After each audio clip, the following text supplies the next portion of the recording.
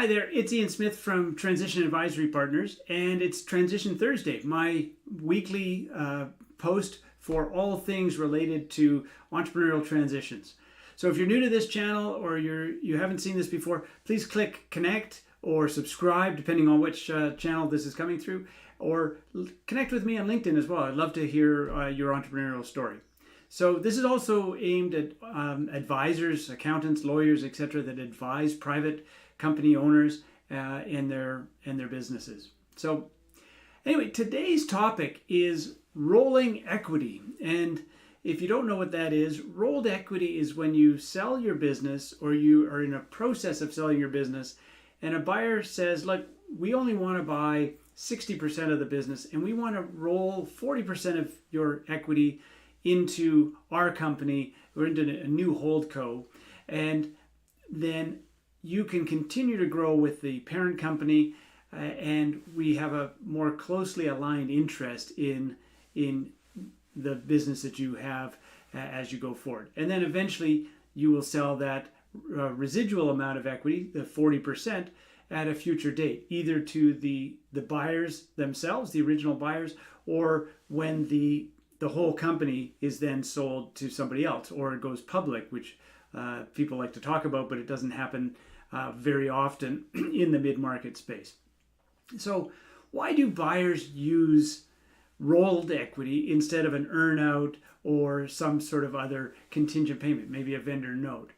Well, one of the reasons is they want to keep the owners very much aligned with the growth of the business. And whether you call that stapled to their chair, stapled to their desk, really committed to continuing to grow the business. And for some people, some buyers, that's really important. Other times, it's in the best interest of the sellers because you may have a high growth business and you're not going to get the full value of the business today for those future prospective earnings. And so the thought is, you can take some of your risk off the table because you've probably got a lot of your net worth tied up in your business. So you can de-risk your life in a sense, and then have a carried interest going forward until such time as the business has grown and there's a second exit. Private equity investors, for some reason, like to call that the second bite of the apple. I don't think that's a great analogy, but that's something I've heard many, many times over the years.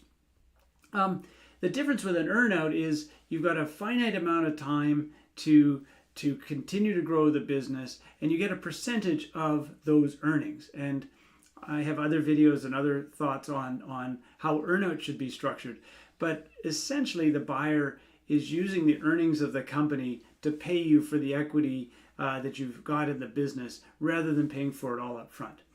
What I don't like about earnouts, and I'll just briefly talk about it, is that if you're an entrepreneur and you've sold your business and you're ready to retire, for example, or ready to do something else with your life, you generally don't want to stick around for 2 or 3 years while the business is earning an income and you're only getting a portion of it when previously you owned the whole company and you would have had 100%. So that doesn't usually work very well for somebody that is maybe a little younger, that has a longer runway to continue to see the business grow and has the ability to grow the business in such a way that it's going to be worth materially more in the future. And so that's a key difference with earnouts and rolled equity. And so for some people, if you're an entrepreneur in your 40s, 30s, or 40s, even early 50s, and you've got time to continue to grow the business, and you have a very sharp growth curve, and you've got good margins and good visibility on earnings, rolled equity may make a lot of sense.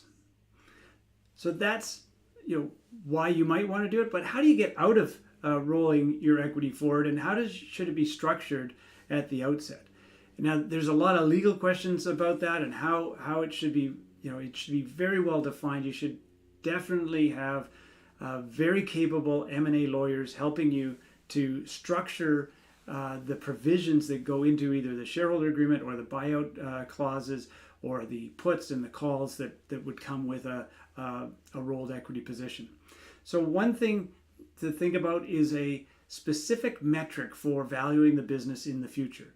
That could be a multiple of earnings, multiple of EBITDA or cash flow. It could be the average of your past 2-3 years of earnings, or weighted average, weighted earnings, etc. It could be a time frame that the buyer may want you to be locked up for 3 years, 4 years, 5 years at a minimum. But they may want to have the ability to short circuit that if, for example, the parent company receives an offer. You want to be able to roll up all of those equity interests and sell it all at the same time.